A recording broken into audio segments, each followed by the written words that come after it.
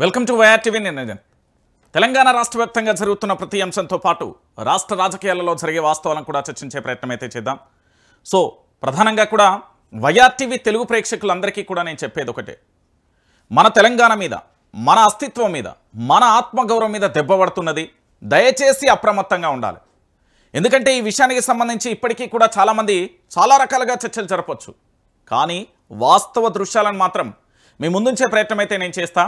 ఎందుకంటే దాదాపుగా 1969లో 600 మంది విద్యార్థులు, 2001 నుంచి 2014 వరకు లెక్కలలో మాత్రం 1500 మంది విద్యార్థులే అంటున్నారు. కానీ అంతకంటే ఎక్కువ కూడా విద్యార్థులు తెలంగాణ ఉద్యమం కోసం, తెలంగాణ రాష్ట్రం కోసం, ప్రత్యేక తెలంగాణ రాష్ట్రం కోసం తమ ప్రాణాలను అర్పించిన విషయం అందరికీ తెలిసిన విషయమే. 10 సంవత్సరాలుగా పూర్తి స్థాయిలో విభజన చట్టానికి సంబంధించి తూట్లు పొడుతూ విభజన చట్టంలోని అంశాలు ఏ ఒక్కటి కూడా పరిష్కారం చేయకుండా తాత్సారం చేస్తూ ఈ తెలంగాణ మీద ఇంకా కూడా ఆంధ్ర పెత్తందారి వ్యవస్థ, ఆనాడు రాజగోపాల్ రెడ్డి చెప్పిన 20 మంది ఎవరైతే ఉన్నారో ఈ తెలంగాణ మీద, ఈ గడ్డ మీద ఇప్పటికీ కుట్రలు చేస్తూనే ఉన్నారు. పెద్దగా చెప్పాల్సిన అవసరం లేదు, ఇది అందరికీ తెలిసిన విషయమే. 2018లో ఫామ్ హౌస్ల కేసుకు సంబంధించి కల్వకుంట్ల చంద్రశేఖరరావు గారి ప్రభుత్వాన్ని పడగొట్టడానికి ఏ విధంగా జరిగిందో మీ అందరికీ తెలుసు. అంతకుముందు మహాకూటమి పేరుతోని తెలంగాణ రాష్ట్రం మీద ఎలాంటి కుట్రలు జరిగినాయో మీకు తెలుసు. దాని తర్వాత ఏకంగా ఈ తెలంగాణలో మేధావులు అనే ఒక భజన బ్యాచ్ని తీసుకొచ్చి కల్వకుంట్ల చంద్రశేఖరరావు కుటుంబాన్ని, వాళ్ళ వ్యక్తిగతంగా బీఆర్ఎస్ పార్టీని ఏ విధంగా సర్వనాశనం చేయాలని కుట్రవన్నీ నెల నెల బ్యాగులకు, దాంతోపాటుగా వాళ్ళ బినామీల కోసం, వాళ్ళ ఆస్తుల రక్షణ కోసం ఆ అసంఘటిత మేధావులు ఈరోజు తెలంగాణ రాష్ట్రాన్ని నాశనం చేసిర్రు అనేది కూడా వాస్తవమైన విషయం. దీంట్లో ఇంకా మనం ఆలోచించాల్సిన అవసరం కూడా లేదనుకుంటా. తెలంగాణ రాష్ట్రం ఎలాగో ఆగమైపోతున్నది, కళ్ళ ముందు కదలాడుతున్న దృశ్యాలవి. ఓ పక్కన బనకచెర్ల, మరో పక్కన నిరుద్యోగుల ఎపిసోడ్, ఇంకో పక్కన హైడ్రా, మరో పక్కన రాజ్యం వేటాడుతూ వెంటాడుతూ ఈ రాష్ట్రాన్ని ఎవరైతే కాపాడతారో వాళ్ళ మీద హుక్కుపాదం మోపిన దృశ్యాలను మనం చూస్తూనే ఉన్నాం. సో నేను ఇదంతా ఎందుకు చెప్పాల్సి వచ్చిందంటే, ఇప్పటికైనా తెలంగాణకు సంబంధించిన కొన్ని గ్రామాలను, కొన్ని మండలాలను ఆంధ్రప్రదేశ్లో కలిపిన విషయం మీ అందరికీ తెలిసిన విషయమే. భద్రాచలం సరిహద్దు ప్రాంతానికి సంబంధించిన ఖమ్మం జిల్లాకు సంబంధించి, ఉమ్మడి ఖమ్మం జిల్లాకు సంబంధించి జరిగిన ఎపిసోడ్ అందరికీ తెలుసు. కానీ ఈరోజు మళ్ళీ ఒక దృశ్యం కదలాడుతున్నది. ఆ దృశ్యానికి సంబంధించి, కదలాడుతున్న అంశానికి సంబంధించి మనం చూస్తే ఈరోజు తెలంగాణ రాష్ట్ర వ్యాప్తంగా మళ్ళీ మనం ఆంధ్రప్రదేశ్లో ఉన్నామా, తెలంగాణలో ఉన్నామా అనే ఒక అంశం కూడా కనబడుతున్నది. నేను ఎందుకు ఈ విషయాన్ని చెప్తున్నానంటే, అది చూసిన తర్వాత నాకు చాలా బాధేసింది. అయ్యో నా తెలంగాణమా, ఇంత కష్టం ఎందుకు వచ్చింది అనే ఆ పరిస్థితి కూడా వచ్చిన దృశ్యాలను కూడా మీ అందరికీ నేను చూపించే ప్రయత్నం అయితే చేస్తాను. ఇది కనబడుతుంది కదా, రాములవారు, భద్రాచలం శ్రీరాముల వారికి సంబంధించిన ప్రాంతం. ఏపీలోని భద్రాచలం తప్పుగా చూపిస్తున్న గూగుల్ మ్యాప్. రాష్ట్ర విభజన జరిగి 11 ఏళ్లు పూర్తి, నేటికి నో అప్డేట్. గూగుల్ సంస్థ తీరుపై సర్వత్రా విమర్శలు. తెలంగాణ రాష్ట్రంలో ఉన్న ప్రసిద్ధ పుణ్యక్షేత్రం భద్రాచలం ఏపీలో ఉన్నట్లుగా గూగుల్ మ్యాప్ చూపెడుతున్నది. తెలుగు రాష్ట్రాలు విడిపోయి 11 సంవత్సరాలు పూర్తయినా కూడా గూగుల్ మ్యాప్ అప్డేట్ కాకపోవడం విమర్శలకు తావిస్తున్నది అనే అంశాన్ని ఇప్పుడు మనం చూస్తున్నాం. ఇది ఎంతవరకు కరెక్టు? శాస్త్ర సాంకేతిక పరిజ్ఞానం అభివృద్ధి చెందుతుంది, టెక్నాలజీ మన చేతిలోనే ఉంది, మనం ఏమైనా చేయొచ్చు అనే ఆలోచన మీ అందరికీ తెలిసిన విషయమే. కానీ అదే టెక్నాలజీని పూర్తి స్థాయిలో కూడా ఏ విధంగా వాడచ్చు అంటే ఈ ఆంధ్ర పెత్తందారి వ్యవస్థను చూస్తే మీకు అర్థమవుతుంది. నేను చాలా బలంగా పదాన్ని ఎందుకు పలుకుతున్నా అంటే, అంత గట్టిగా పలకడానికి కారణం ఏంటంటే మన తెలంగాణ రాష్ట్రం మీద ఇంకా కుట్రలు జరుగుతున్నాయి. మన ప్రత్యేక తెలంగాణ రావడం ఇష్టం లేకుండా ఉన్న వ్యక్తులు చాలామంది ఉంది. ఆంధ్రప్రదేశ్కు సంబంధించిన సినీ ఇండస్ట్రీ కావచ్చు, రాజకీయం కావచ్చు, వ్యాపారం కావచ్చు, కాంట్రాక్టర్లు కావచ్చు, ఇతరత్ర అన్ని రంగాలలో కూడా ఆంధ్రప్రదేశ్కు సంబంధించిన వ్యక్తులకి ఇప్పటికీ ప్రత్యేక తెలంగాణ రాష్ట్రం రావడం ఇష్టం లేక, జీర్ణించుకోలేక ఏ విధంగా జరుగుతున్నదో ఎపిసోడ్ మనందరం కూడా చూసాం. సో దాంతోపాటుగా మీకు గతంలో మన తెలంగాణ రాష్ట్రం మీద ఎంత వివక్ష ఉంది, ఎంత కుట్ర ఉంది, ఎంత కోపం ఉన్నది అనే ఎపిసోడ్ను కూడా మీకు చూడాలి అంటే, ఉమ్మడి ఆంధ్రప్రదేశ్కు సంబంధించిన నల్లారి కిరణ్ కుమార్ రెడ్డి ముఖ్యమంత్రిగా ఉన్నప్పుడు ఈటల రాజేందర్కు సంబంధించి అసెంబ్లీలో ప్రశ్న అడిగితే ₹1 ఏం చేసుకుంటారో చేసుకో అన్న విషయం మీకు ఒకటి తెలిసిన విషయమే. రెండోది వైఎస్ రాజశేఖర్ రెడ్డి. ఆయన పరిపాలన గొప్పగా ఉండొచ్చు, ఏదైనా కావచ్చు, ఏమయ్యా ఈటల రాజు అన్నారు, పట్టుమని 10 గెలవలేదు, తలకాయ ఎక్కడ పెట్టుకుంటాం అనే ఎపిసోడ్ కూడా అసెంబ్లీలో అంటాడు. రెండో ఎపిసోడ్.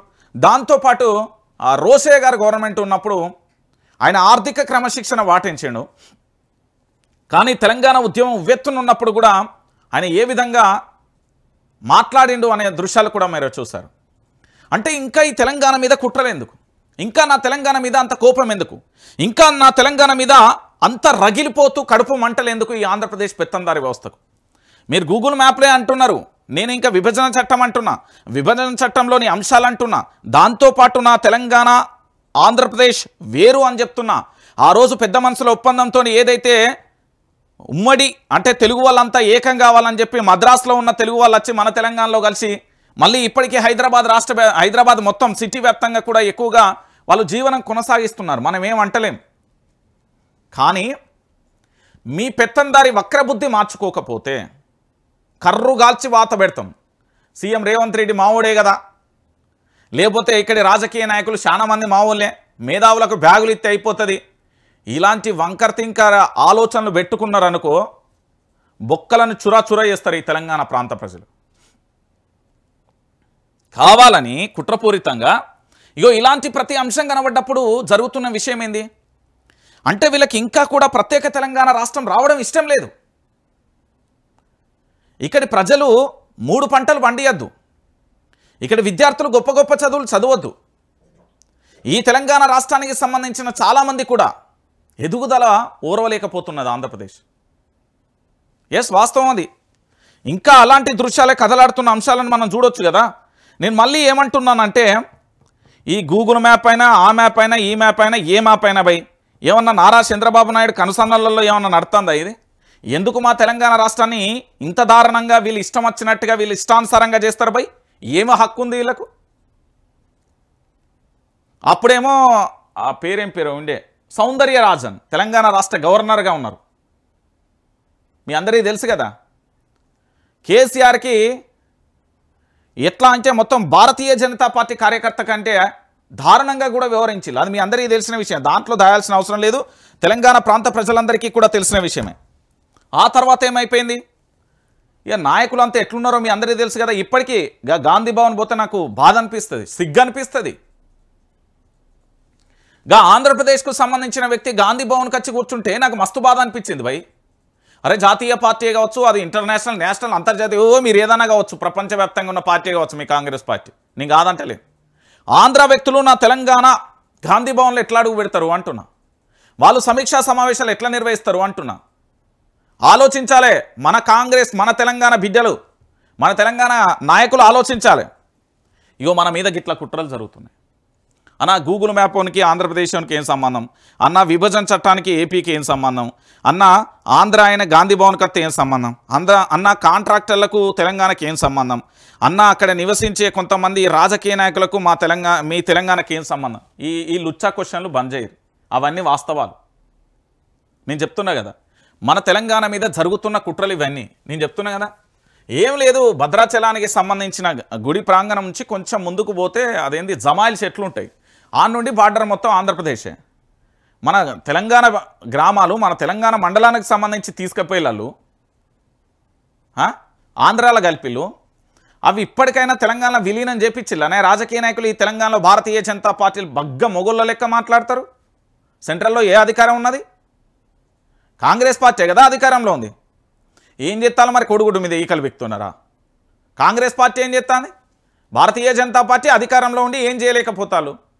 మరి కాంగ్రెస్ పార్టీ అధికారంలో ఉండి ఏం చేస్తారు? మన తెలంగాణ బిడ్డల్ని ఆంధ్రప్రదేశ్లో కలిపారు. దాని గురించి ఎందుకు మాట్లాడతలేరు? ఎందుకు మాట్లాడలేకపోతున్నారు? ఇగో ఈ పంచాయతీ ఇట్లున్నదా? ఇక ఈ పంచాయతీ ఇట్లుంటే ఇక గీ పంచాయతీ చూడరు. ఇగో ఇది ఒక్క కేసు, 2 కేసులు, 3 కేసులు, 4 కేసులు, 5 కేసులు, 6 కేసులు, 7 కేసులు, గంతే. ప్రశ్నే అస్త్రంగా పెట్టి తెలంగాణ రాష్ట్రంలో ఉన్న 4 కోట్ల మందిని కూడా పూర్తి స్థాయిలో తెలంగాణ ఉద్యమానికి మలిచి ఉద్యమం తర్వాత ప్రత్యేక తెలంగాణ రాష్ట్రం వచ్చిన తర్వాత మన ప్రాంతం వాడు మన బిడ్డ కల్వకుంట్ల చంద్రశేఖరరావు గారి పరిపాలనలో తప్పులను ఎత్తి చూపడానికి సోషల్ మీడియా అనే అస్త్రాన్ని వాడి ఆ తర్వాత యనుమల రేవంత్ రెడ్డి అధికారంలోకి వచ్చిన తర్వాత రేవంత్ రెడ్డి ప్రభుత్వాన్ని విమర్శన అస్త్రాలతో పూర్తి స్థాయిలో మాట్లాడితే పలానా ఆయన జర్నలిస్ట్ కాదా ఆయన మీద ఎన్ని కేసులున్నాయి, పలానా ఆయన ప్రశ్నించే గొంతు కాదా ఆయన మీద ఎన్ని కేసులున్నాయి, ఇట్లా రకరకాలుగా మాట్లాడతారు. మనందరికీ తెలిసిన విషయమే. చాలా సందర్భాలలో కూడా మనం ఇలాంటి పదాలు వింటాం. ప్రజల కోసం పనిచేస్తున్న వ్యక్తులు ఓకే, మా రాజకీయ నాయకులు కడిగిన శుద్ధ పూసలు, పాపం వాళ్ళకి ఏం తెలియదు. ఎంత అమాయకులు అంటే వాళ్ళు ఎంత మామూలు అమాయకులు కాదు. ఇక కమల్ హాసన్కు మించిన యాక్టర్స్ ఒకసారికి చూడురి ఏంది ఇది. ప్రజాప్రతినిధులపై పెండింగ్ కేసులు 290, జాబితాలో సీఎం మొదలు ఎంపీలు ఎమ్మెల్యేలు. హైదరాబాద్ పరిధిలోని ఎమ్మెల్యేల పైన 210కి పైగా కేసులు. సైఫాబాద్ పిఎస్లో అత్యధికంగా 89 నమోదు. అత్యధికంగా రాజా సింగ్ పై, తర్వాతి స్థానంలో అక్బరుద్దీన్ ఓవైసీ మీద. వీళ్ళిద్దరు మతాలు కానీ కులాలు కానీ లేదా ప్రాంతం కానీ భాష కానీ ఇతరత్ర దీని మీద వీళ్ళు డిపెండ్ అవుతారు. ఇప్పుడు రాజా సింగ్ ఉన్నారు. రాజా సింగ్ పచ్చి తెలంగాణ వాది అని మీరు అంటారా? తెలంగాణ రాష్ట్రానికి సంబంధించిన వ్యక్తి. వీళ్ళ మూలాలు ఎక్కడ? ప్లీజ్ ఎంక్వైరీ చేసుకోరు. ఇక అక్బరుద్దీన్ ఓవైసీ ఆ పతంగి పార్టీ ఆ పాత బస్తీని మార్చే రూపురేఖలు మార్దామని ఎవరు ట్రై చేసినా కూడా దాన్ని పూర్తి స్థాయిలో కూడా అడ్డుపడ. ఎందుకంటే అక్కడ బిడ్డలకు డబుల్ బెడ్రూమ్ ఇల్లులు వద్దు, దాంతోపాటు కరెంటుకు కానీ లేదా నల్లాలకు సంబంధించిన పన్నులు కట్టరు. చాలా రకాల ఆరోపణలు ఉన్నాయి. కరెంటు బిల్లులు వసూలు చేయడానికి పోతే ఎట్లా చూసిల్లో మనందరికీ తెలుసు. ఒకసారి చూద్దాం ఈ కథ ఏందో, మీరే చూడరు. రాష్ట్రానికి చెందిన ఎంపీలు ఎమ్మెల్యేలపై ప్రస్తుతం 290 కేసులు పెండింగ్లో ఉన్నట్లుగా పోలీస్ శాఖ రికార్డులు చెప్తున్నాయి. ఇందులో సీఎం మొదలుకొని మంత్రులు, ఎమ్మెల్యేలు, ఎంపీలు, ఎమ్మెల్యేల వరకు ఉన్నారు. హైదరాబాద్ పరిధిలోని ఎమ్మెల్యేలపైనే 210కి పైగా కేసులు ఉండగా అందులో హైదరాబాద్ సెషన్ జడ్జి యూనిట్లోనే 201 కేసులు పెండింగ్లో ఉండడం గమనార్హం. ఇందులో 24 కేసులు నాన్ అవైలబుల్ వారెంట్ ఇష్యూ చేసినవి కాగా 16 కేసులు ఎగ్జామిన్లో ఉన్నాయి. 20 డిశ్చార్జ్ పిటిషన్లు కూడా ఉన్నాయి. ఇక విచారణ సమయంలో అత్యధిక కేసులలో వాయిదాలు తీసుకుంటుండడం వల్లే ఈ కేసులు పెండింగ్లో ఉండిపోతున్నాయని న్యాయవాదులు అభిప్రాయపడుతున్నారు. అంతేకాదు నమోదవుతున్న కేసులలో రాజకీయపరమైనవే ఎక్కువగా ఉంటున్నాయని చెప్తున్నారు. మరోవైపు ఇందులో క్రిమినల్ కేసులతో పాటు సిబిఐ, ఏసీబీ కేసులు సైతం ఉండడం కూడా గమనార్హం. సైఫాబాద్ పిఎస్లోనే 89 కేసులు. రాష్ట్ర వ్యాప్తంగా ఒక్క సైఫాబాద్ పిఎస్లోనే ఎమ్మెల్యేల మీద అత్యధికంగా కూడా 8 కేసులు ఉన్నాయి. ఏం చేసిలా వీళ్ళు? ఆ నియోజకవర్గానికి ఏమన్నా రూపురేఖలు మార్చిల్లా, లేకపోతే ఆ నియోజకవర్గానికి సంబంధించి ఏం చేసిళ్ళు?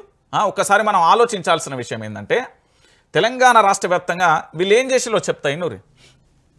సైఫాబాద్ పిఎస్లా దాదాపుగా 89 కేసులు నమోదాయి. అసెంబ్లీ ముట్టడి, గన్ పార్క్ వద్ద నిరసన సమయంలో ఈ పిఎస్లలోనే కేసులు నమోదు చేస్తుండడంతో కేసుల సంఖ్య కూడా అధికంగా ఉన్నట్లుగా తెలుస్తుంది. ఇటు జిహెచ్ఎంసీ పరిధిలోని ప్రజాప్రతినిధులలో అత్యధికంగా గోషామహల్ ఎమ్మెల్యే రాజా సింగ్ పై వివిధ పిఎస్లలో అత్యధికంగా 110కి పైగా కేసులు నమోదై ఉన్నాయి.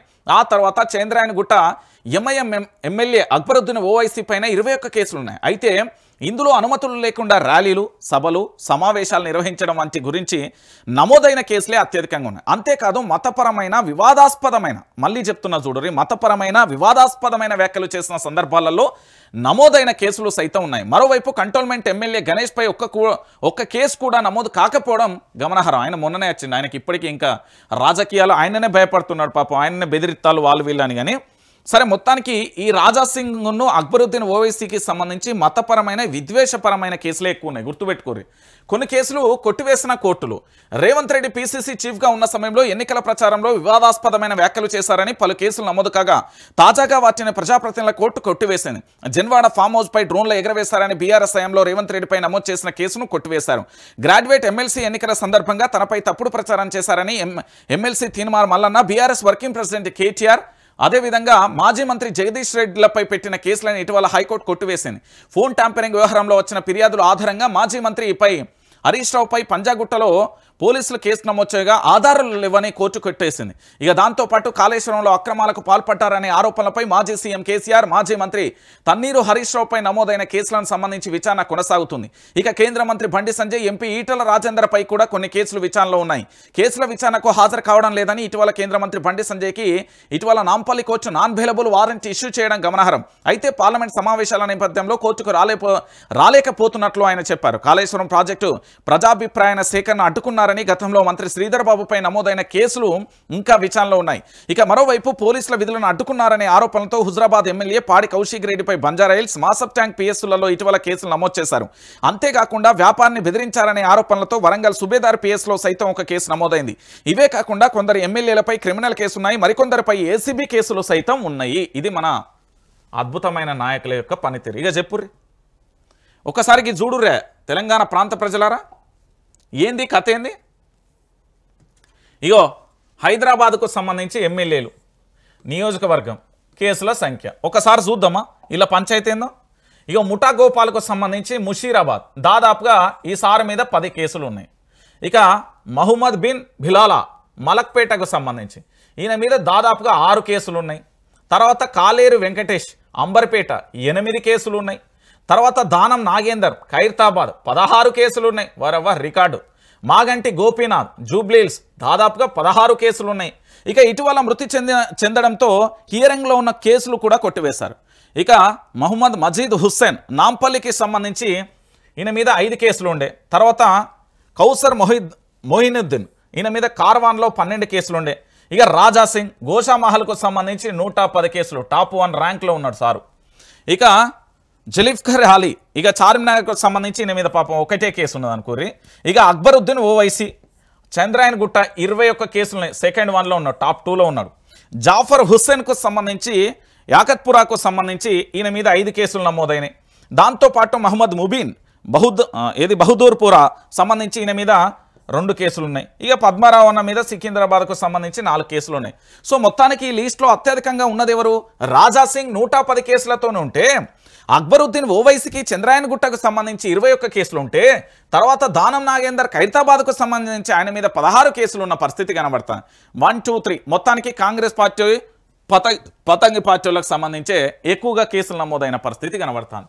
ఇది మన తెలంగాణలో రాజకీయ నాయకుల మీద ఉన్న కేసు చాటభారతం. ఇక ఇది ఇట్లున్నది.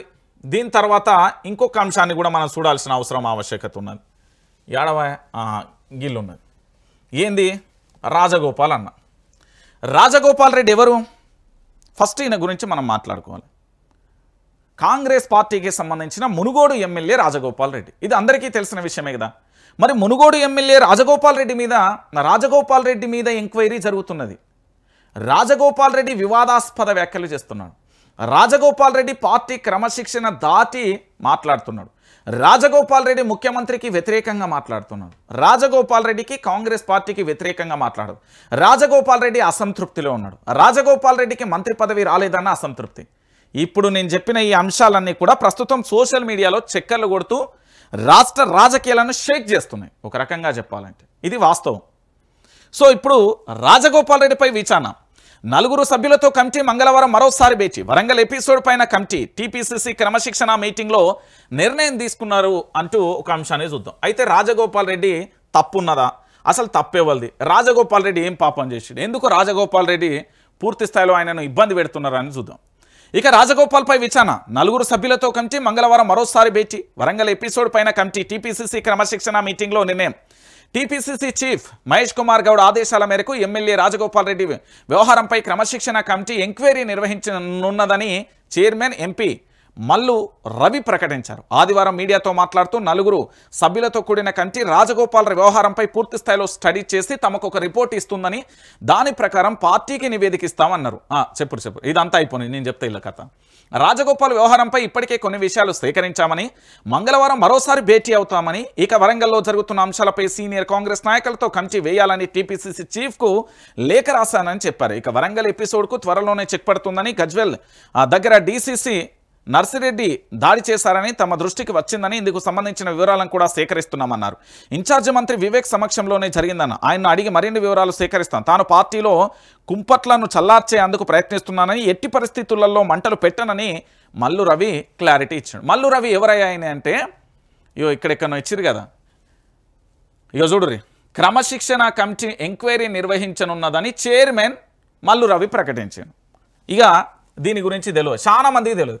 పాపం ఈ రాజగోపాల్ రెడ్డిని తప్పు పడతారు. ఇప్పుడు మ్యాటర్ ఏంటంటే, రాజగోపాల్ రెడ్డి ఆయన మానాన ఆయన భారతీయ జనతా పార్టీలో ఉన్నారు. మునుగోడు ఎన్నికలలో బీఆర్ఎస్ ప్రభుత్వం అధికారంలో ఉన్నప్పుడు అక్కడ ఉప ఎన్నికలు వచ్చినాయి. ఆ ఉప ఎన్నికలలో భాగంగా ఆయన భారతీయ జనతా పార్టీకి వెళ్ళిపోయిండు, ఆయన గెలిచిండు, అయిపోయింది. అది ప్రజా నిర్ణయం, ప్రజల చేత ప్రజల కొరకు ఎన్నుకోబడిన నేత. ప్రజలు ఆ నియోజకవర్గంలో ఎవరిని ఎన్నుకుంటే వాళ్ళు గెలుస్తారు. అయితే భారతీయ జనతా పార్టీకి వెళ్ళిపోయిండు.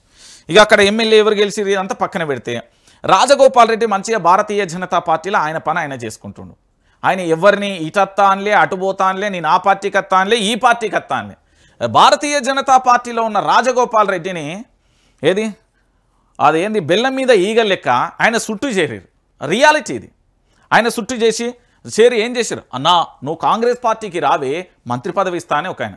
అన్న నువ్వు కాంగ్రెస్ పార్టీకి రా, నువ్వే నెక్స్ట్ అధ్యక్షుడు ఇంకొక ఆయన. ఈయన దగ్గర ఆఫర్లు అటు ఇవన్నీ. మళ్ళీ ఇంకొందరు ఏం చేసారంటే, అన్న నువ్వు రావే, మీ నువ్వు అన్నదమ్ములు మొత్తం నల్గొండ నేలొచ్చు, ఇద్దరికి మంత్రి పదవులు వస్తాయి అని ఇంకొక ఆయన. ఇక ఇంకొక ఆయన ఏం చేసిండు తెలుసా, ఇక రెడ్డి సామాజిక వర్గమైనా, మన రేవంత్ రెడ్డి అయినా, మన కోమటి రెడ్డి అయినా, మన జానారెడ్డి అయినా, మన ఉత్తమ్ కుమార్ రెడ్డి అయినా అని ఇట్లో ఒకరు బతిలాడేళ్ళట. ఇక ఇంకొందరు ఏం చేసిల్లట తెలుసా, వస్తావా రావా, నేనైతే ఇక్కడనే టెంట్ వేసుకొని కూకుంటాం అని ఇంకొందరు. సో మొత్తానికి రాజగోపాల్ రెడ్డిని బ్లాక్మెయిల్ చేసి కాంగ్రెస్లో తీసుకొచ్చారు. ఆయన సంతోషకరమైన న్యూస్తో దాంట్లోకి రాలే, దేంట్లోకి కాంగ్రెస్ పార్టీలోకి ఆయన సంతోషంగా రాలే. ఆయన ముంగట ఒక ఆఫర్ పెట్టిర్రు. రాజగోపాల్ రెడ్డి అనే వ్యక్తికి ఖచ్చితంగా కూడా మేము ఎట్టి పరిస్థితులలో మంత్రి పదవి ఇస్తామని చెప్పిర్రు. ఆయనకు ఒకరు కాదు, ఇద్దరు కాదు, ముగ్గురు కాదు, నలుగురు కాదు, డజన్ మంది చెప్పిర్రు, ఒక్కరు కూడా కాదు రాజగోపాల్ రెడ్డి. ఆయన ఏమంటున్నాడు, ఈరోజు కాంగ్రెస్ పార్టీ అధికారంలోకి వచ్చిన తర్వాత అక్కడ ఉండే ఎంపీ శ్యామల కిరణ్ కుమార్ రెడ్డిని గెలిపించింది ఈ మొనగాడే. గుర్తుపెట్టుకోరు, ఈ మొగాయన్నే గెలిపించింది. ఈయన మొత్తం ముందుండి కష్టపడి తిరిగిండు. ఆ తర్వాత ప్రతి విషయంలో కూడా ముందుండి నడిచిండు. ఎవరు, రాజగోపాల్ రెడ్డి. ఈ రాజగోపాల్ రెడ్డి ముందుండి నడిచిన తర్వాత జరిగిన ఎపిసోడ్ ఏంటంటే, ఈయనకు మంత్రి పదవి ఇవ్వాలి. మీకు గతంలో బీఆర్ఎస్ పార్టీలో అది స్టేషన్ గన్పూర్ ఎమ్మెల్యేగా ఉన్న కడియం శ్రీహరి గుర్తున్నాడు కదా, ఆయన ఇప్పుడు కాంగ్రెస్ పార్టీకి వెళ్ళిన, ఏ పార్టీలో ఉన్నాడో ఆయనే తెలియదు, అది సెకండరీ మ్యాటర్ అనుకోండి. ఆయనే అసెంబ్లీ సాక్షిగా చర్చలు జరుగుతాయి దేని మీద, కాళేశ్వరం సంథింగ్ ఏదో ఎపిసోడ్ మీద. అప్పుడే దాని మీద ప్రశ్నోత్తరాలు నడుస్తూ ఉంటాయి. ఏమయ్యా రాజగోపాల్ రెడ్డి, నీకు ఏది హోమ్ మినిస్టర్ వచ్చేది లేదు సచ్చేది లేదు కూకో అంటాడు. మీ అందరికీ పదం గుర్తుండాలి. నేను ఎందుకు గుర్తు చేస్తున్నా అంటే ఆయనకు హోమ్ మినిస్టర్ ఇస్తారని కడియం శ్రీహరికి ఎట్లా తెలుసు? మనం లిటరల్లీ ఫ్యాక్ట్స్ మాట్లాడుకుందాం. కడియం శ్రీహరికి ఎట్లా తెలుసు? రాజగోపాల్ రెడ్డి వచ్చి కడియం శ్రీహరికి చెప్పిండా, రేవంత్ రెడ్డి వచ్చింది చెప్పిండా? ఆయన బీఆర్ఎస్ పార్టీలో ఉన్నాడు కదా, నీకే పదవి వచ్చలేదు కూసో అని అంటాడు. అంటే ఇక్కడ ఏంది అంటే, ఈ రాజగోపాల్ రెడ్డికి మంత్రి పదవి ఇస్తా అని కాంగ్రెస్ పార్టీ మోసం చేసింది. ఆయన మోసపోయిన ఆయన ఏమన్నాడు, సోషల్ మీడియా జర్నలిస్టులు, డిజిటల్ ప్లాట్ఫామ్లో ఉన్న యూట్యూబ్ ఛానల్, ఇప్పుడు మేము ఉన్నాం తెలంగాణ ఉద్యమ సమయంలో ఉద్యమకారులం మేము, మమ్మల్ని పిచ్చి కుక్కలను కొట్టిరు, కేసులైన రకరకాల ఉద్యమ కాలంలో ఉద్యమ విద్యార్థులం మేము. ఆ తర్వాత జర్నలిజమే ఇష్టంగా ఇటు మేము రావచ్చు. అట్లా ఇప్పుడు ప్రశ్నించే గొంతుకలందరూ కూడా ఆనాటి ఉద్యమకారులు, నేటి జర్నలిస్టులు. సో మా మీద అభాండంగా అక్రమంగా కేసులు పెట్టడం కానీ, సోషల్ మీడియా జర్నలిస్టులను ఇష్టం వచ్చినట్టు తిట్టడం కానీ ఇతరత్ర జరిగితే ఈయన ఖండించిండు. ఒకటి, ఇది ప్రభుత్వానికి మింగుడు పడాలి. ఇక నెంబర్ టూ ఏంటి అంటే, రాజగోపాల్ రెడ్డికి సంబంధించి ఆంధ్ర పెత్తందారి వ్యవస్థకు సంబంధించిన 20 మంది కాంట్రాక్టర్లు, మళ్ళీ చెప్తున్నా, ఆంధ్ర పెత్తందారి వ్యవస్థకు సంబంధించిన 20 మంది ఎవరైతే ఉన్నారో ఆ 20 మందికి సంబంధించి పూర్తి స్థాయిలో కూడా రాజగోపాల్ రెడ్డి వాళ్ళందరి పేర్లు నేను బయట పెడతాను. అల్టిమేట్గా ప్రభుత్వానికి ఇట్లా ఒక సవాలు విసిరిండు. ఇప్పుడు ఈ సవాల్తో డైలమాలో పడ్డ ప్రభుత్వం ఎట్టి పరిస్థితులలో రాజగోపాల్ రెడ్డిని బుజ్జగించాల్సింది పోయి ఈయన మీద చర్యలు తీసుకునేందుకు క్రమశిక్షణ కమిటీ వచ్చిందట. అయ్యా మల్లు రవి గారు, మీరు క్రమశిక్షణ కమిటీ చైర్మన్ అని ఇక్కడ ఉన్నది, మరి మీరు ఎంపీ మల్లు రవి గారు, ఈయన ఏది భారతీయ జనతా పార్టీలో ఆయన మానాన ఆయన ఉంటే గుర్రం తీసుకొచ్చినట్టు తీసుకొచ్చి ఇప్పుడు బలి చేసిళ్ళు. ఆయన తన హక్కుల కోసం, తనకిచ్చిన హామీ కోసం, తనకి ఏదైతే గ్యారంటీ ఇచ్చిర్రో మీరు 6 గ్యారంటీలు అమలు చేయరు. 13 అంశాలు 6 గ్యారంటీలు, 13 అంశాలు 420 హామీలు ఎట్లాగా అమలు చేయరు. ఇప్పుడు ఇక్కడ జరిగే ఎపిసోడ్ ఏంటి, రాజగోపాల్ రెడ్డికి మీరు ఆనాడు పదవి ఇస్తానన్నది వాస్తవం కాదా, మీరు ఆయనకు ప్రామిస్ చేసింది వాస్తవం కాదా, ఈరోజు రాజగోపాల్ రెడ్డిని కాంగ్రెస్లో బలిపశు ఎందుకు చేస్తున్నారు అనేది ప్రశ్న. సో ఈయన తిరుగుబాటు జరిగి ఆ 20 మంది ఎవరు కాపాడుతున్నారు అనే పేర్లు రాజగోపాల్ రెడ్డి దగ్గరనే. నాకు తెలిసి కమింగ్ సూన్ క్రమశిక్షణ చర్య కమిటీ ఏదైనా ఒక అడుగు ఇట్లా ముందుకేసింది అనుకో, వెంటనే మిస్సెళ్ళ కంటే సూపర్ ఫాస్ట్గా రాజగోపాల్ రెడ్డి ఆ పేర్లను వదులుతాడట. నేను చెప్తున్నా కదా, రాజగోపాల్ రెడ్డి దగ్గర పర్టికులర్గా పేర్లతో సహా ఉన్నాయి. సో ఇప్పుడు ప్రభుత్వానికి చిచ్చు పడుతున్నది. ఎందుకు పడుతున్నదంటే, ఒక్క రాజగోపాల్ రెడ్డి ఎపిసోడ్ కాబట్టి ఈ రాజగోపాల్ రెడ్డికి సంబంధించిన ఎపిసోడ్లో భాగంగా ఏదైనా జరుగుతుంది అనే ఎపిసోడ్కు సంబంధించి ఇక దీనివల్ల ఒక అంశం వస్తున్న పరిస్థితి కనబడుతుంది. సో మొత్తానికి రాజగోపాల్ రెడ్డికి న్యాయం చేయాల్సిన బాధ్యత ఆ పార్టీకి ఉందండి. ఇక ఇదొక అంశం. భారతీయ జనతా పార్టీ దీని గురించి ఎట్లా మాట్లాడుకోవాలి, ఏం మాట్లాడాలి, ఏ విధంగా మనం మాట్లాడదాం, ఎటు మాట్లాడినా కూడా చాలా డిఫరెంట్గా ఉంటుంది ఈ topic. Bharatiya Janata party, I respect Bharatiya Janata party కార్యకర్తలు, నేను వాళ్ళని రెస్పెక్ట్ చేస్తాను. నాయకులను చేయ, లిటరలీ చేయ, అస్సలే చేయ. ఆనాడు సైకిళ్ళ మీద సద్దులు పట్టుకొని మీటింగ్ వచ్చిన కార్యకర్తలు గట్లనే ఉన్నారు, నేడు స్కూటర్ల మీద వచ్చిన కార్యకర్తలు గట్లనే ఉన్నారు, కార్లలో వచ్చినా కూడా సద్దులు పట్టుకొని వచ్చి మీటింగ్లకు హాజరయ్యేది భారతీయ జనతా పార్టీ కార్యకర్తలు. ఈ విషయంలో నో డౌట్, వాళ్ళకు నిజంగా సెల్యూట్. మరి ఈరోజు కొత్త వారు రావాల్సిందే అంటున్నారు, మీరు పాత వాళ్ళకి ఏమి ఇచ్చిర్రు అంటున్నా. మీ పార్టీలో ఉన్న ఎవరైతే కార్యకర్తలు ఉన్నారు కదా వాళ్ళకి ఏమి ఇచ్చిర్రో సమాధానం చెప్పాలి. ఫస్ట్ కొత్త వాళ్ళు రావాలి. కొత్త వాళ్ళు ఎన్నికల ముందు ఎంతమంది వచ్చిర్రు, 2018లో ఎంతమంది జైనైళ్ళు, 2022లో ఎంతమంది జైనైరు, మొన్న ఎంతమంది జైనైళ్ళు, ఎందుకు వాళ్ళు భారతీయ జనతా పార్టీని వదిలి ఎందుకు వెళ్ళిపోయారు? దీని మీద ఏమైనా క్లారిటీ ఉందా? దీనికి ఏమైనా సమాధానం చెప్తారా? ఈ విషయంలో ఏమైనా సమాధానం దొరుకుతుందా? చాలామంది కదా హేమీ నేతలంతా కూడా భారతీయ జనతా పార్టీలో ఉండే, మరి వాళ్ళందరూ భారతీయ జనతా పార్టీని విడిచి వెళ్తా ఉంటే ఈరోజు వీళ్ళు ఇచ్చే స్టేట్మెంట్ ఏంది? కొత్త వాళ్ళు రావాల్సిందే, రాజకీయాలలో నిలదొక్కుకోవాలంటే కొత్త బలగం అవసరం, ఎవరైనా పార్టీ గెలిపే లక్ష్యంగా పనిచేయాలన్న డీకేఆర్న పార్టీలో రాకుండా అడ్డుకుంటున్నారా? ఎందుకు ఈ విమర్శలు? కొత్త చర్చకు దారితీస్తున్న ఎంపీ కామెంట్స్. ఇప్పుడు భారతీయ జనతా పార్టీకి వచ్చి ఎలగబెట్టేది ఏం లేదు, నేను చెప్తున్నా కదా. ఇప్పుడు కట్టెల పొయ్యి మీద కూకొని ఆ గొట్టం పట్టుకొని ఊది ఊది ఊది ఎట్లా అలసిపోతారో, భారతీయ జనతా పార్టీలోకి వచ్చి మీరు పనిచేసి అలసిపోతారు. ఇక్కడ నలుగురు చేతుల్ని పెత్తనం ఉంటుంది, ఆ నలుగురు మాత్రమే చక్రాలు తిప్పుతారు, అంతకు మించి ఎవరు తిప్పలేరు. నేను మళ్ళీ చెప్తున్నా, దీనికే రిలేటెడ్గా కొన్ని సాక్ష్యాలు ఉన్నాయి నా దగ్గర, సాక్ష్యాలు ఉన్నాయి, ఉత్తముచ్చట చెప్తాను. నీగా చూడు, రాష్ట్రంలో బీజేపీ అధికారంలోకి రాదు, బీజేపీ అధిష్టానం ఇక్కడ దృష్టి పెట్టదు, వాళ్ళు వేరే రాష్ట్రాలను చూసుకుంటారు, రాష్ట్రంలోని పెద్ద బాబులదే రాష్ట్రంలోని పెద్ద బాబులు చెప్పిందే అధిష్టానం వింటుంది, కొంతమంది వల్ల పార్టీకి తీరని నష్టం. మరోసారి ఎమ్మెల్యే రాజాసింగ్ అసహనం అంటూ కూడా చూడొచ్చు. రాష్ట్రంలో బీజేపీ పరిస్థితి గందరగోళంగా తయారైంది, బీజేపీకి కొత్త చీఫ్ను నియమించడంలో ఆ పార్టీని కుదుపునకు గురి చేసింది. రాష్ట్ర బీజేపీ అధ్యక్షుడిగా రామచంద్రరావును అనౌన్స్మెంట్ చేసిన వెంటనే అసంతృప్తి వ్యక్తం చేస్తూ ఎమ్మెల్యే రాజాసింగ్ బీజేపీకి రాజీనామా చేసిన సంగతి తెలిసిందే. రాజాసింగ్ కొంతకాలంగా పార్టీకి వ్యతిరేకంగా వ్యవహరించడంతో పాటు పార్టీకి నష్టం కలిగించేలా వ్యాఖ్యలు చేస్తూ వచ్చిన ఆయన ఇటీవల పార్టీకి రాజీనామా చేశారు.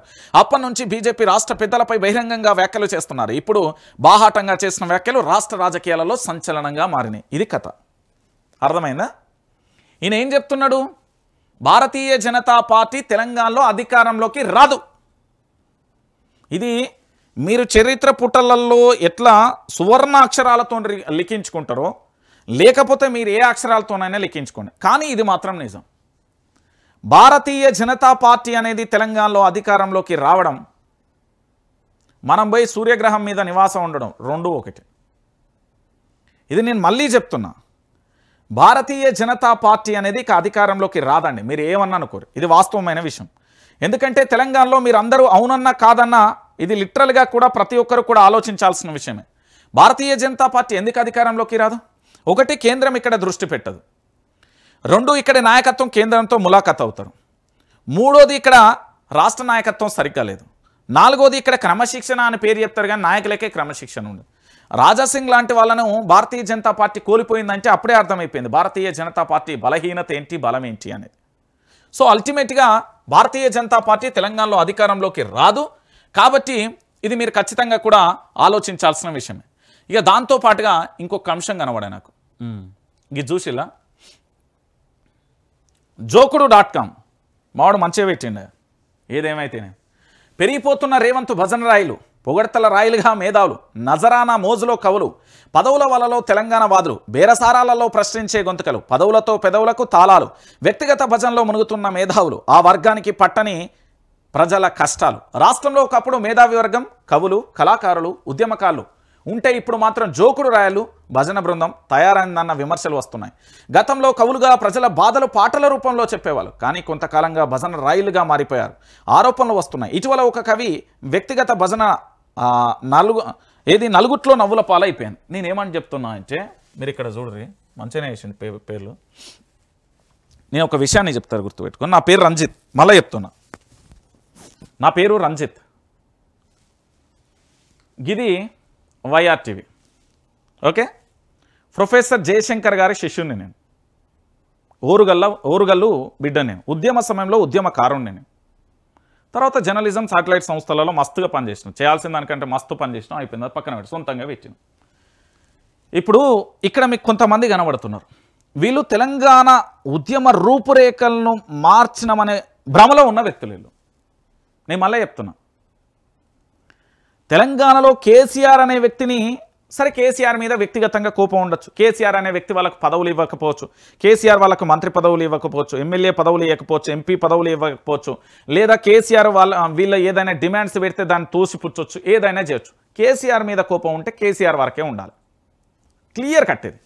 కానీ నా రాష్ట్రం ఏం చేసిందని, నా తెలంగాణ రాష్ట్రం, నా తెలంగాణ ప్రజలందరూ కూడా పురిటి నొప్పుల బాధను అనుభవిస్తూ ఉంటే, ఈ తెలంగాణలో ఉన్న కొంతమంది మేధావులు, కవులు, కళాకారులు వాళ్ళందరూ కూడా కేవలం రేవంత్ రెడ్డి భజన ఎందుకు చేస్తున్నారు?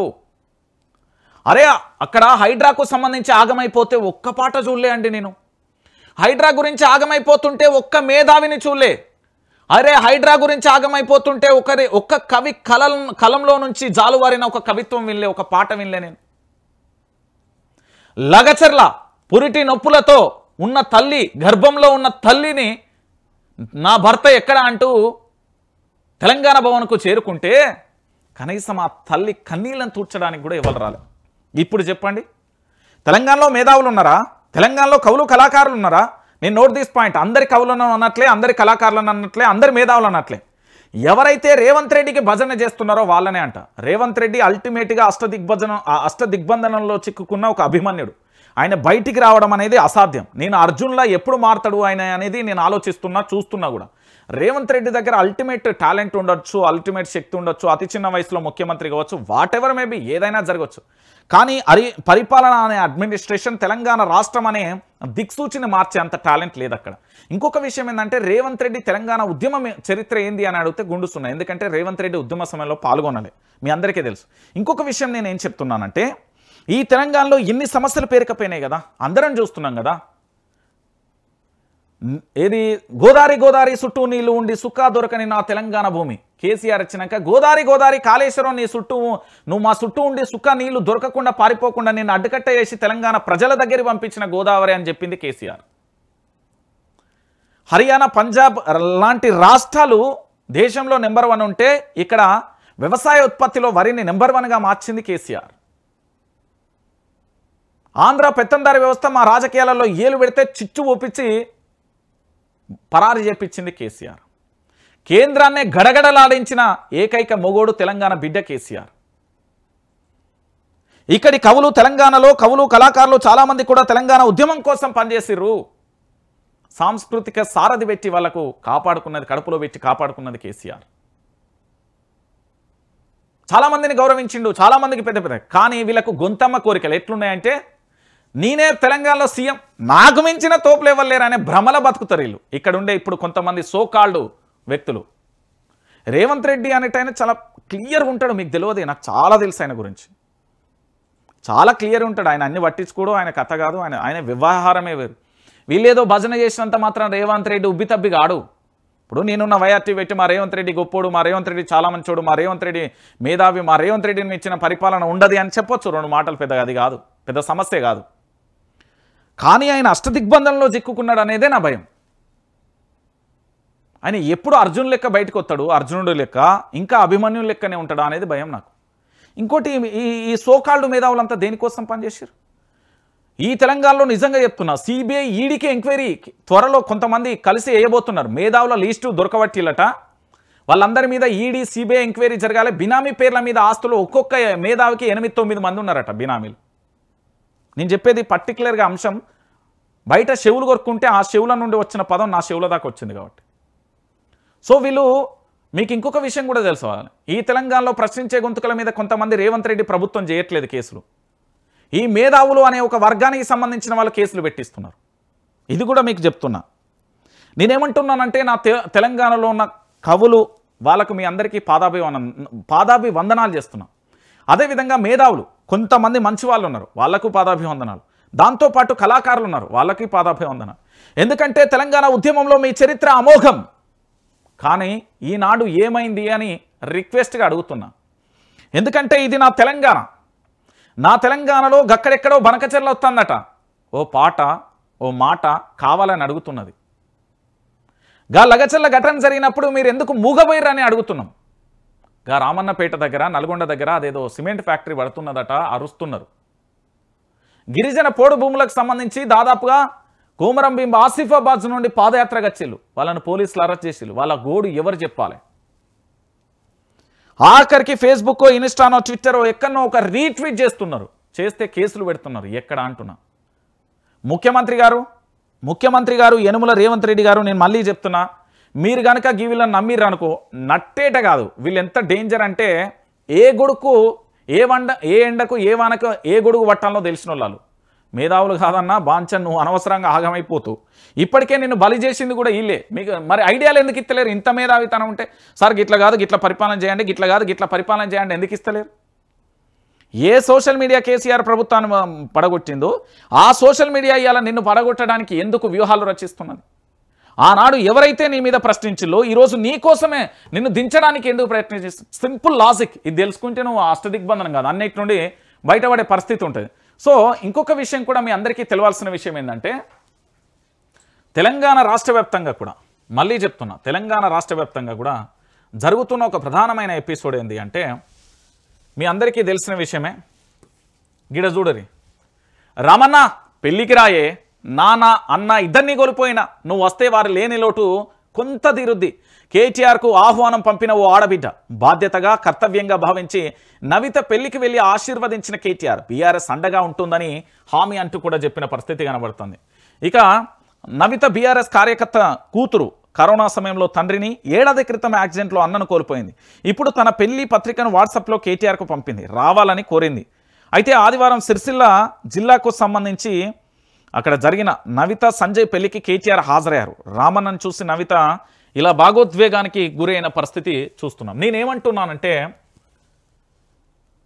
తెలంగాణ రాజకీయాలలో కార్యకర్తలను కాపాడుకోవడం గొప్పతనం. అది కాంగ్రెస్ అయినా, బీజేపీ అయినా, బీఆర్ఎస్ అయినా, కమ్యూనిస్టులు అయినా, ఇంకేదైనా. సో ఇప్పుడు తెలంగాణ ప్రాంత ప్రజల పక్షాన మేము పోరాటం చేస్తున్నాం. మమ్మల్ని కాపాడుకోవాల్సిందే 4 కోట్ల మంది ప్రజలు. వీళ్ళ బీఆర్ఎస్ పార్టీకి సంబంధించి కేవలం ఒక వాట్సాప్లో ఒక కార్యకర్త తన బాధను వెళ్ళబోస్తూ, గోడు వెళ్ళబోసుకుంటూ ఒక వాట్సాప్లో పంపించిన దానికి రియాక్ట్ అయ్యి నేనున్నాననే ధైర్యం ఇచ్చిండు చూడు. ఇది నిజంగా కూడా కేటీఆర్కు సెల్యూట్. ఎందుకంటే రియల్ హీరో. ఈయన పొలిటీషియన్ అని మీరు అనుకుంటున్నారు, కానీ ఇప్పటికే నేను చాలా వరకు చూసిన, నా దగ్గర కొంత సమాచారం ఉంది. ట్విట్టర్లో కానీ ఇతరత్ర హెల్ప్ అడిగినప్పుడు దాదాపుగా 200 పైచిలకు కుటుంబాలకు ప్రత్యక్షంగా పరోక్షంగా సహాయం చేసిన గనుడు కేటీఆర్. నిజంగా రియల్ హీరో అండి. నేను చెప్తున్నా కదా, ఆయన ట్విట్టర్ ఖాతాలో కానీ మరే విషయాలలో కానీ వాళ్ళ టీం కానీ ఇతరత్ర కానీ కేటీఆర్ చాలా వరకు కూడా సహాయ సహకారాలు అందిస్తాడు. చాలా వరకు మీరు మొన్న చూడుర్రి, అదేదో ఎంబీబీఎస్ సీటు కోసం సీట్ వచ్చి చదివించలేకపోతే కొంతమందిని తీసుకొచ్చి స్పాన్సర్షిప్ ఇప్పించడం కానీ, దాంతోపాటు చాలా వరకు కూడా కేటీఆర్ చేయాల్సిన కార్యక్రమాలు అద్భుతంగా చేస్తున్నాను. ప్రభుత్వం ఉన్నా లేకున్నా నేనున్నాననే భరోసా ఇస్తున్నా. సో ఇది నిన్న నిజంగా తెలంగాణ రాష్ట్ర రాజకీయాలలో ఒక రకంగా చెప్పాలంటే అందరినీ కూడా ఎమోషనల్గా గురి చేసిన ఎపిసోడ్ ఇది. సో మొత్తానికి కేటీఆర్ వెళ్ళడం అనేది మంచి పరిణామం. ఎందుకంటే పూర్తి స్థాయిలో కూడా తెలంగాణ రాష్ట్ర వ్యాప్తంగా కూడా జరుగుతున్న పరిణామాలలో మనం ఒకసారి చూడొచ్చు. సో మొత్తానికి ఈ రామన్న పెళ్లికి వెళ్ళడం అనేది ప్రధానంగా కూడా మీరందరూ కూడా చాలా వరకు కూడా అందరి వరకు, అంటే నేను ఒక్కరి పేరు చెప్తలేను, బీఆర్ఎస్ పార్టీ కార్యకర్తలకు ఒక రకంగా మొండి ధైర్యాన్ని ఇచ్చిండు. నేనున్నానని, మీ కుటుంబాలకు ఏమైనా మీకేమైనా నేను కాపాడుకుంటా, ఇది కావాలి. ప్రతి కార్యకర్త కోరుకునేది కూడా గిదే. అంతకుమించి ఆయన ఏదో సిరి సంపదలు పదవులు కావాలని ఆకాంక్ష ఏముంటుంది కార్యకర్త? నేను పలానా పార్టీ కోసం పనిచేస్తున్నా, ఆ పార్టీ అధికారంలోకి వస్తే చాలనుకుంటారు. గంతే చెప్తాను. నేనేమంటున్నానంటే వైఆర్టీవీ అనేది తెలంగాణ ప్రాంత ప్రజలది, ఇది 4 కోట్ల మంది ప్రజలది. ప్రొఫెసర్ జయశంకర్ గారి ఆశయ సాధన కోసం దాదాపుగా నా మిత్రులు 1200 మంది తెలంగాణ ఉద్యమ సమయంలో ఆత్మ బలిదానం చేస్తున్నారు. కాబట్టి వాళ్ళందరి సాక్షిగా వాళ్ళ ఆశయాలు నెరవేరాలని మనం పోరాటం చేస్తున్నాం. దానికి మీ అందరి మద్దతు కూడా ఇర్రి. ప్రతి ఒక్కరు కూడా YRTV Telugu news channel subscribe చేసుకోండి.